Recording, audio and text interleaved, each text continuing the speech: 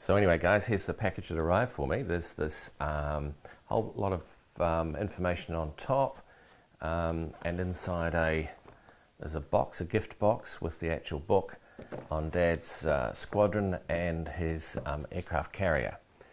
And so this is on top. You've got, first of all, a photograph and biography of senior pilot sales. We've got the DFs, I think it was a DSC for Operation Judgment, and this is a biography published in the one of the British newspapers.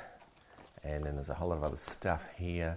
Oh, just warning stuff about how you open the box. Open it carefully. This is the family tree of the captain of the ship, William Darcy. His ancestry runs back to 1793. He would have, of course, known Dad. This is a interesting one. This is a map or a plan of the Queen, HMS Queen, after it was showing how it was turned into a cargo vessel after the war. It was eventually broken up in 1971. So that's all good. And here's an abstract from a book called Buccaneer Pilot by Dunstan Hadley, who was batsman on the HMS Queen, who would have been a colleague of Dad's. The batmen who guided the planes, and they were pilots as well. So, and then here comes the actual box of goodies, and this is really rather nice. It's got, as you can see, photographs on the outside of the Queen and the badge, if you like, or the shield of HMS Queen. And it's called The History of HMS Queen, a World War II Lend-Lease escort carrier. And all over it are photos showing you the way of life of people on board Dad's carrier. And inside is a collection of plans showing you each deck of the Queen and how you would have moved around between decks, showing the hangars and the crew room where they had their briefings, and the pilot's area and all that sort of thing. And then on top he's got a collection of photographs here, very intriguing.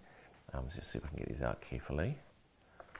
And there's a kind of like I don't know what you call them, a sort of publicity thing, but anyway, there's a photograph of Operation Judgment. These pictures are inside. You can see how violent that was.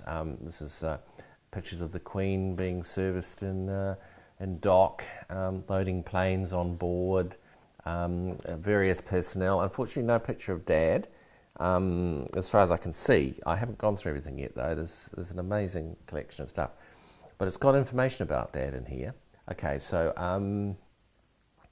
there is you remember Dad said he met the Russians when he went to Murmansk. Well, there's a collection, and there's the guy in the middle, a little short guy, is Yuri Andropov. He was currently, at that time, political commissar, but rose to become, I think, big cheese of the Soviet Union during the Cold War. And that's him, the wee guy, in the middle right there. So I guess Dad partied up with him. I remember him saying there was lots of caviar and food shortage time, but he was very annoyed also to discover that they'd done nothing with the stuff they brought the year before. And there's a helicopter, one of the earliest helicopters landed on the Queen, and other pictures as well. You can see them all. VE Day. Is Dad in there? I haven't looked fully through that yet. Crew shots. So pretty impressive. Now on here is a real gem. This is a DVD, and it shows Dad's Squadron 853 in action, taking off and landing. And there's one really hair-raising film of a crash. And I remember Dad telling me about this when the plane went out of control and wrote off a whole lot of other planes. He said you never would have seen them run so fast, the mechanics. They can't have had much time, but the whole thing's filmed. It's amazing. And the guy must have been standing next to Dad, because Dad was on the bridge and it looks as if it was filmed on the bridge. So here is the actual book itself. So you get a fair bit, you know. This is all like, for 74 New Zealand dollars he got me this, and then another $30 postage, which included the weight of another book he sent me. So really, you know, I reckon it's a pretty good buy. And I reckon he's a pretty good bloke. He's an old retired Hong Kong policeman, straight as a die. Here we are. So there's the coat of arms of the Queen. This is the history of how it all was built. They've got all the, you know, how they travelled by train to the ship. Dad, I don't know that he was in there at the time. There's an interesting one. The carrier in dock. Here you are, planes being loaded, showing depth charges being put. The planes that they flew, these are not the usual planes here. These are different planes, but the planes, I think they're, what are they? They're I can't remember. But the planes that Dad flew in were Grumman Avengers, which were quite amazing aeroplanes. So absolute state of the art for the time. One of the best planes of World War II. So called because the Americans had built them to avenge Pearl Harbor. And there they are. They're all, now Dad could be in there. I wouldn't know. Wouldn't have a clue. More crew pictures there. On parade, officers and men. It's just full of group pictures like this. Look, signatures. Hello, the menu. I wonder if Dad's autograph's on here.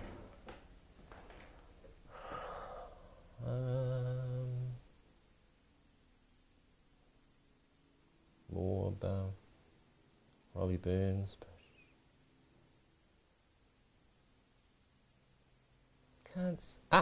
No, wait. No. Hms Queen. Christmas Day 1944. How about that? That's how they spent Christmas. Perfect. Here's a shot of the helicopter that landed. We don't know whether Dad ever flew in that helicopter. This looks like a Quadrant 853 Squadron Avenger landing on the deck.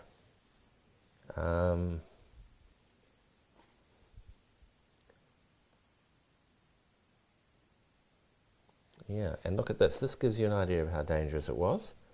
There's a plane crash in the water, pilot in the water, gone. But hopefully, I think he was rescued okay. The great thing I do love is where this guy can, he does name all the people. If he sees a plane, he names the pilot and the crew because he can identify them. You can identify them. They had a jazz band. They had a theatre band. I don't see Dad in drag there, thank goodness. But they, of course, they dressed in drag. There's the picture theatre in the hangar, I would say, or something. And they're laughing at a movie. Isn't it great? Is Dad in there? No, not a clue. No. Here we are. Here's the action end. This is the pilot. This is the single-seater Hellcat pilot planes that they flew as escort to the Avengers. Could they be Avengers? I think they could be Avengers down there at that end with the escort waiting. I'm not sure. Here's a nice picture of the actual deck. Huge, big, full-size pictures. I mean, it really is good. It's a fantastic book, I've got to say, for the price. He's done a fabulous job. Here's an Avenger with its pilot ready for action. He gives you a very good idea of what life would have been like, even though there aren't specific pictures of Dad. There is a specific mention of Dad, though. I believe there are a couple of mentions. I've only found one so far. And that's with Operation Judgment, which was, as you know, the last bombing raid over Europe, World War II. There it is, in all its glory. And over here, that's the fighter escort on the day. And these guys were flying alongside Dad. The photographer was behind Dad, and you can see here the full list of those who flew, including on QB, the second plane in the battle order, had Sub-Lieutenant Sinclair as observer, and Pilot Officer Barnes was his rear gunner. His pilot was Sub-Lieutenant Babanow. Interesting to note that I've had this explained to me that if you have a look at the lead plane, it was the observer was a lieutenant commander.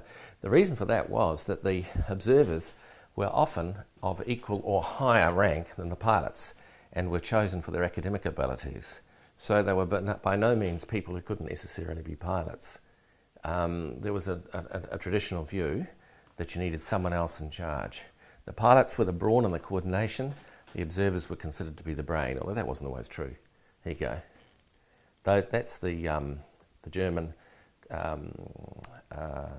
commandant of U-711, which Dad and the boys sank in this attack that you saw on May the 4th. This one here. Dad said to me he never sunk it or attacked a U-boat. I don't think they even knew that U-boat was there. It was just, it sank afterwards as a result of all those bombs being dropped around it. I don't think Dad ever knew the full impact of that. That probably came out later once all the German files were opened up. Here we are. Here's another one, another mention of Dad here. Squadron Queen sailed from Scapa Flow in company. This is Operation Timeless, the last escorted carrier convoy to Kola Inlet, Russia, JW-67. And it lists Dad. Oh, right. Here we are. It lists Dad as being the pilot, being the observer, with Sub-Lieutenant Spencer. Now, this is an interesting little bit of information because I'll just go get the book. Hang on.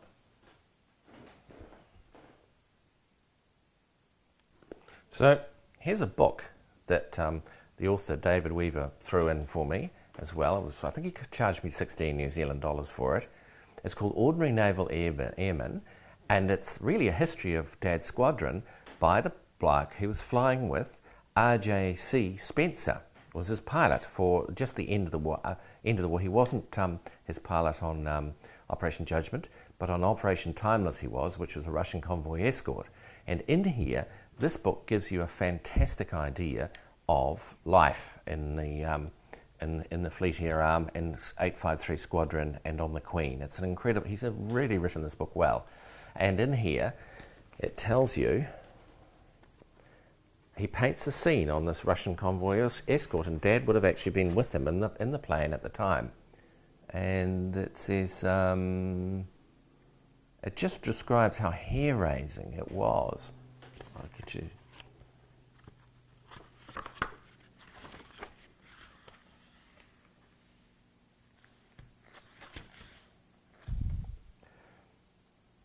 Here we are. In the prologue, it says, "This is what it was like. This is what that Dad was involved in. How different it was 50 years or so ago for passengers in the rear of a Grumman Avenger, i.e. Dad, returning from a night patrol around a convoy on its way to Murmansk in northern Russia. No comforting lights on the ground, no blaze of lights from a clearly defined runway, with eyes sharpened by several hours of darkness. The pilot discerns the dark shapes of ships of the convoy on the freezing ocean below. One he identifies as his carrier by a single white light visible over a narrow vertical arc. For it to show more would be to invite a torpedo from a U-boat. Dardit, C in Morse on his eldest lamp invites him to close the ship as it turns into the wind.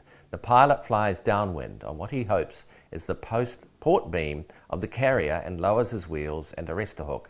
Over the intercom he warns, stand by to land on. The boys in the back, namely Dad and the pilot officer on the machine gun, feel the sharp change of trim as he lowers the landing flaps and turns towards the ship. They hear the rising note of the engine as he puts the propeller into fine pitch.